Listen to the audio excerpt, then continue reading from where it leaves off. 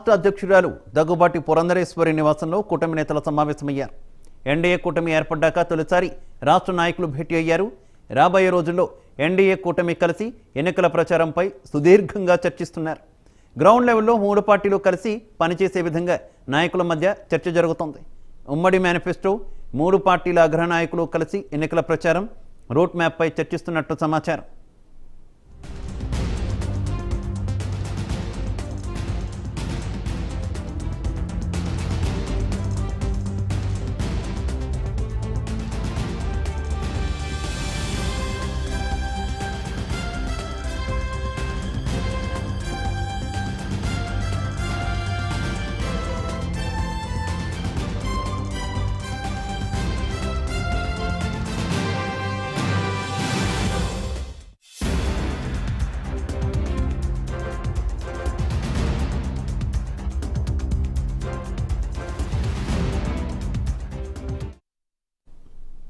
BJP రాష్ట్ర అధ్యక్షురాలు దగ్గుపాటి పురంధరేశ్వరి నివాసంలో కూటమి నేతలు సమావేశమయ్యారు.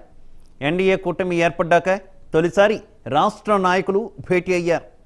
రాబోయే రోజుల్లో ఎన్డీఏ కూటమి కలిసి ఎన్నికల ప్రచారంపై సుదీర్ఘంగా చర్చిస్తున్నారు. గ్రౌండ్ లెవెల్లో మూడు పార్టీలు కలిసి పనిచేసే విధంగా నాయకుల మధ్య చర్చ జరుగుతుంది. ఉమ్మడి మేనిఫెస్టో, మూడు పార్టీల అగ్రనాయకులు కలిసి ఎన్నికల ప్రచారం, రూట్ మ్యాప్పై చర్చిస్తున్నట్టు సమాచారం.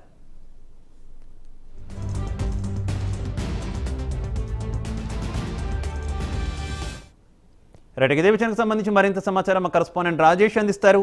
రాజేష్.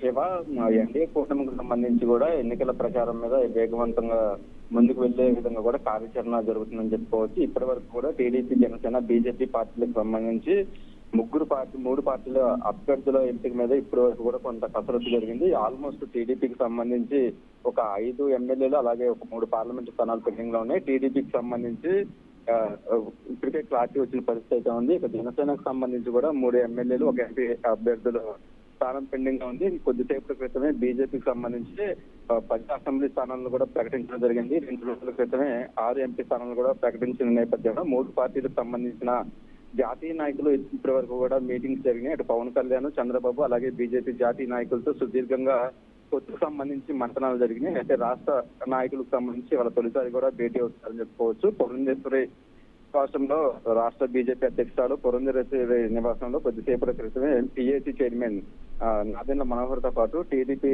రాష్ట్ర అధ్యక్షులు అచ్చెన్నాయుడు కూడా రావడం జరిగింది. పూర్తిగా ఈ 3 పార్టీలు కలిసి ముందుకు వెళ్లే విధంగా కూడా సుదీర్ఘంగా చర్చలు జరుగుతున్నాయి.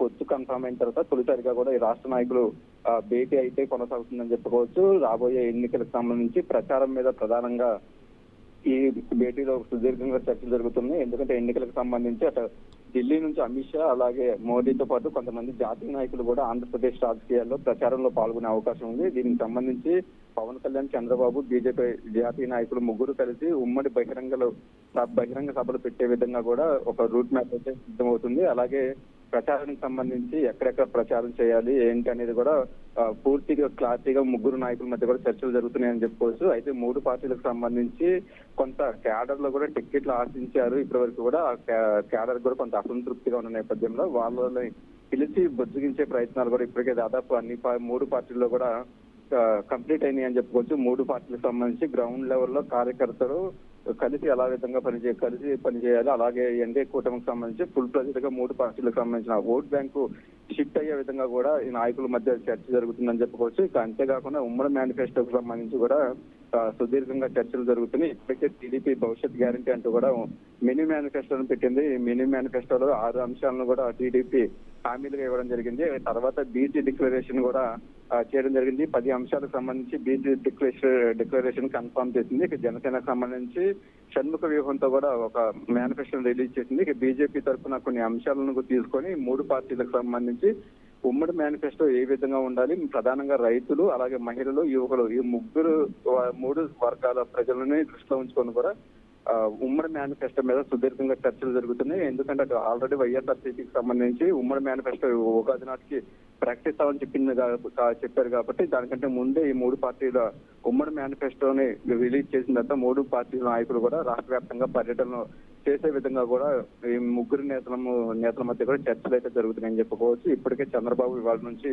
ఎన్నికల ప్రచారం ప్రారంభించారు. ఇంకా పవన్ కళ్యాణ్ రేపు 30 తారీఖు నుంచి పిఠాపురం నుంచి వారాహి యాత్రను కూడా ప్రారంభిస్తున్న నేపథ్యంలో బీజేపీని కూడా కలుపుకొని వెళ్లే విధంగా కూడా ఆ 3 పార్టీల మధ్య చర్చలు జరుగుతాయి. ఆ 3 పార్టీలకు సంబంధించి రాబోయే రోజుల్లో 47 రోజులు ఎన్నికలకు సమయం ఉంది కాబట్టి ఆ ఎన్నికల సమయానికి సంబంధించి మొదటి విడత ఎన్నికల ప్రచారం నోటిఫికేషన్ వచ్చేలోపు కొన్ని ప్రాంతాలను కవర్ చేసే విధంగా కూడా ముగ్గురు నాయకుల మధ్య రూట్ మ్యాప్ మీద కూడా చర్చ జరుగుతుంది. అలాగే జాతీయ నాయకులు ఎక్కడెక్కడ పాల్గొనాలి, ఏ బహిరంగ సభలు ఎక్కడెక్కడ పెట్టాలని కూడా 3 పార్టీల నేతల మధ్య కూడా చర్చలు అయితే జరుగుతున్నాయని చెప్పుకోవచ్చు. పూర్తిగా రాబోయే ఎన్నికలకు సంబంధించి ఎన్డీఏ కూటమి పూర్తి స్థాయిలో విజయం సాధించే విధంగా కూడా రూట్ మ్యాప్ ప్రణాళిక అయితే సిద్ధమవుతుందని చెప్పుకోవచ్చు. ఇటు జనసేన పార్టీ తరఫున నాదెళ్ల మనోహర్తో పాటు రాష్ట్ర టీడీపీ అధ్యక్షులు అచ్చెన్నాయుడు అలాగే బీజేపీ జాతీయ నాయకులు కూడా ఈ మీటింగ్ లో పాల్గొన్నారు. అరుణ్ సింగ్ తో పాటు సిద్ధార్థనాథ్ సింగ్ కూడా ఈ మీటింగ్ లో పాల్గొన్నారు. పూర్తిగా